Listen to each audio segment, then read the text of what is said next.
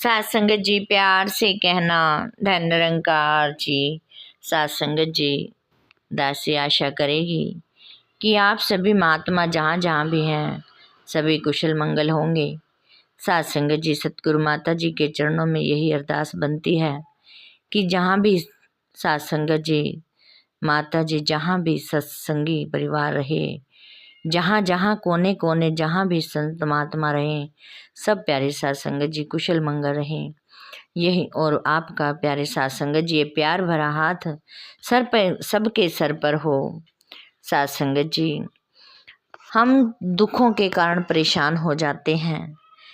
सात संगत जी हम दुखी तो नहीं होते, लेकिन एक दूसरे को देखकर हम अपने आप को दुखी कर लेते हैं कि उसका लड़का तो बहुत अच्छा बन गया, बड़ा वकील बन गया, बड़ा डॉक्टर बन गया, मेरा बच्चा पीछे रह गया। या फिर प्यारी सात संगत जी उसने तो दुकान कर ली, मैं छोटी सी में ही रह गया। सात संगत जी अनेकों अनेकों ख्याल, अनेकों अनेकों कंपटीशन हम अपने मनों में करते रहते हैं। ऐसे ही प्यारी सात संगत जी बाबा जी के समय की बात है, एक महात्मा जी सात संगत जी आए बाबा जी के पास, बहुत समय पुरानी बात है। वो कहने लगे कि बाबा जी मैं बहुत दुखी हूँ, मेरे ऐसा लगता है कि सारे दुखों का पहाड़ मेरे सर पर ही टूटा हुआ है, मैं बहुत ज़्यादा दुखी हूँ। प्यारे सात संगत जी बाबा जी मुस्कुराए और कहने लगे कि ठीक है, आपके दुख तो दूर हो जाएंगे, लेकिन आपको मेरा एक काम करना होगा। तो सात संगत जी महात्मा जी कहने लगे ठीक है बाबा जी, हुक्म करो। प्यारी सात संगत जी बाबा जी ने कहा कि आपका दुख तो तभी ठीक होगा, आप अपने साथ एक और ऐसे इंसान को लेकर आओ जो कि कहे कि मैं सारे ही सुख मेरे पास हैं, मैं एक भी चीज़ से दुखी नहीं हूँ। तो प्यारी सात संगत जी उसने कहा ठीक है बाबा जी। सात संगत जी सबसे पहले वो अपने मित्र के पास गया, कहने लगा, उनका हाल चाल पूछा, ठीक है सब कुछ ठीक है। फिर कहने लगे कि आप सबसे ज़्यादा सुखी हो, आपको तो किसी चीज़ की कमी नहीं, बच्चे भी अच्छे, सब कुछ अच्छा, आप एक बार मेरे साथ चलो, बाबा जी ने आशीर्वाद मुझे देना है। और बाबा जी ने यही कहा है कि जो सबसे सुखी है, जिसको कोई भी दुख नहीं है, उसको लेकर आओ। प्यारी सात संगत जी वो कहने लगा, नहीं नहीं दुख तो मुझे बहुत है, मुझसे ज़्यादा भी दुखी कोई नहीं है। मेरे पड़ोस में ही एक ऐसी गंदी औरत रहती है जिससे मैं बहुत परेशान रहता हूँ, हर समय टेंशन में रहता हूँ कि बच्चे जवान हैं, मैं उसकी वजह से बहुत टेंशन में रहता हूँ, सबसे बड़ा दुख मेरे लिए यही है। सात संगत जी वो वहाँ से लौट आता है, फिर दूसरे किसी के घर जाता है, उसने भी सात संगत जी यही कहा कि नहीं मेरा बेटा कामयाब नहीं हुआ, मुझे इसकी टेंशन लगी रहती है। फिर तीसरे घर सात संगत जी गया, कोई कहता है कि तो मैं माँ से दुखी हूँ, कोई कहता है मैं पिताजी से दुखी हूँ, कोई कहता है मैं कारोबार से दुखी हूँ, कोई कहता है कि मैं घर में ही दुखी हूँ, कोई कहता है मेरा शरीर से दुखी हूँ। सात संगत जी कितने ही घरों में गया, वो सब जगह प्यारी सात संगत जी कोई ना कोई, चाहे वो छोटा हो चाहे वो बड़ा हो, ऐसा कोई इंसान नहीं मिला जिसको कोई दुख ना हो। प्यारी सात संगत जी वापस बाबा जी के पास जाता है। सात संगत जी बाबा जी को कहने लगा कि बाबा जी मैं तो कितने ही 50-100 घर में गया, लेकिन मुझे एक भी घर ऐसा किसी ने नहीं कहा कि मैं सुखी हूँ, कोई कैसे तो कोई कैसे। फिर बाबा जी मुस्कुराए कि यही एक दुनिया की सच्चाई है कि कोई भी सुखी नहीं है।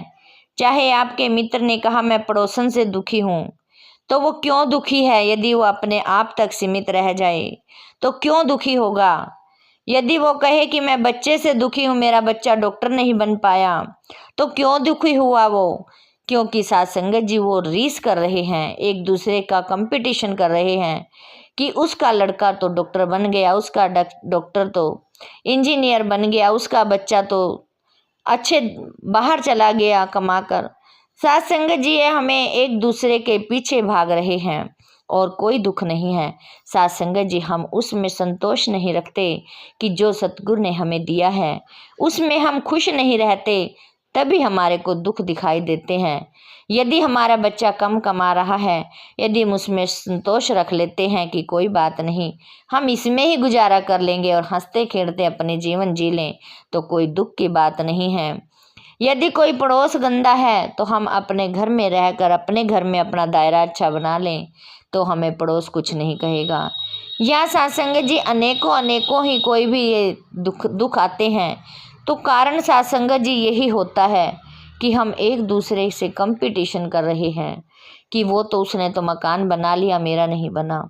लेकिन सात्संगत जी जो एक 2 वक्त की रोटी तो महल में रहने वाला भी खाता है और झोपड़ी में रहने वाला भी 2 वक्त की रोटी ही खाता है, हम उसमें शुक्र नहीं करते, हम उसमें संतोष नहीं रखते, तभी प्यारे सात्संगत जी हम दुखी हो जाते हैं। सात्संगत जी बाबा जी ने यही सब बातें उसको प्यारे सात्संगत जी समझाई। तभी सात्संगत जी वो कहने लगा कि बाबा जी आप जब मैं आया था आपके पास तभी मुझे यही वाली बात बता देनी थी, मैं तो इतने दिनों से परेशान होता घूम रहा हूँ। तभी सात्संगत जी बाबा जी ने कहा कि यदि मैं आपको उसी समय यही बात रखता तो सच्चाई के मार्ग पर चलना बड़ा मुश्किल है।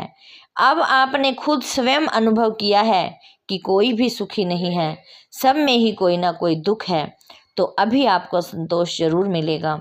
वरना तो यदि मैं कह देता, दास कह देता, तो फिर आपको ये संतोष नहीं मिलता, क्योंकि यही कहते नहीं फलाना इंसान तो बहुत सुखी है। चाहे आप अपने मित्र का ही लगा लो, बच्चे अच्छे, दुख सारा कुछ अच्छा, पैसा भी अच्छा, घरवाली भी अच्छी, लेकिन सात्संगत जी उस पड़ोस से दुखी हो गया, आखिर वो कहीं ना कहीं तो दुखी है ही। सात्संगत जी यही हमारा दुख होने का कारण है।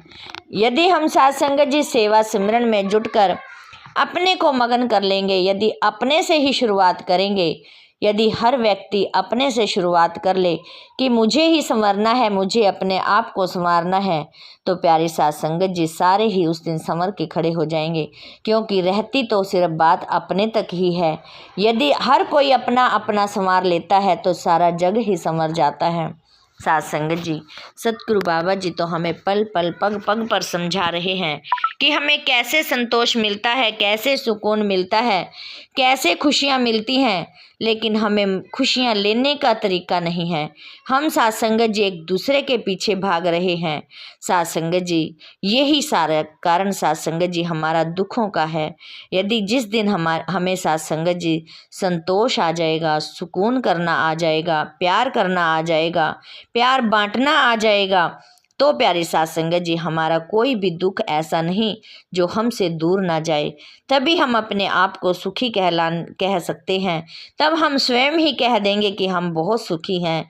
सात्संगत जी जिस दिन शुक्राना करना आ जाएगा, तब हम अपने आप को सुखी कर लेंगे, तभी हम सुखी मान लेंगे, तब हम कहेंगे कि सतगुरु ने जो हमें दिया है इसमें शुक्रगुजार है, जो हमें दिया है सतगुरु ने, हम उसी में खुश हैं। प्यारी सात्संगत जी हम खुशियाँ ढूंढ सकते हैं, फिर उनमें अभी हमें खुशियाँ ढूंढनी नहीं आती। हम सात्संगत जी दुखों में इसीलिए घिरे हुए हैं कि हम दुखों को ढूंढते हैं कि सामने वाला ऐसे खुश क्यों है। जब हम उसको खुश देख सकते हैं, नहीं देख सकते, तो हम अपने आप को पहले तो दुखी कर लेते हैं। सात्संगत जी यदि हम किसी को गाली देते हैं, पहले अपने मुंह से गाली निकलती है। गंदा वर्ड तो सात्संगत जी हमारे अंदर है, तभी हम सामने वाले को गाली दे सकते हैं। सात्संगत जी पहले गंदगी हमारे अंदर है, हमने अपनी गंदगी अपने अंदर से हमें स्वयं साफ करनी है, तभी सात्संगत जी हम सामने वाले पर उम्मीद कर सकते हैं, या प्यारी सात्संगत जी अपने आप पर भी प्यारी सात्संगत जी संवार सकते हैं। सात्संगत जी दासी के बोल न रह जाएं, दासी अपने के लिए भी सात्संगत जी झोली फैलाकर भीख मांगती है कि दासी जो सात्संगत जी मुख से बोल तो देती है, अपने ऊपर भी सात्संगत जी धारण कर पाए, आप भी सत्संग के साथ चल पाए, सिमरन के साथ चल पाए, सेवा करते रहे।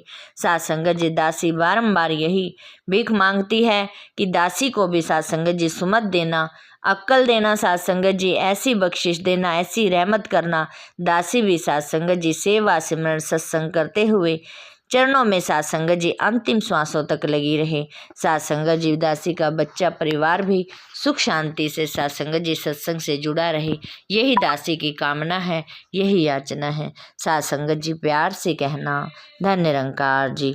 साथ संगत जी कोई भी गलती हो गई हो दासी को अनजानी बच्ची समझकर क्षमा करना और कमेंट में जरूर लिखकर बताना। साथ संगत जी प्यार से कहना धन निरंकार जी।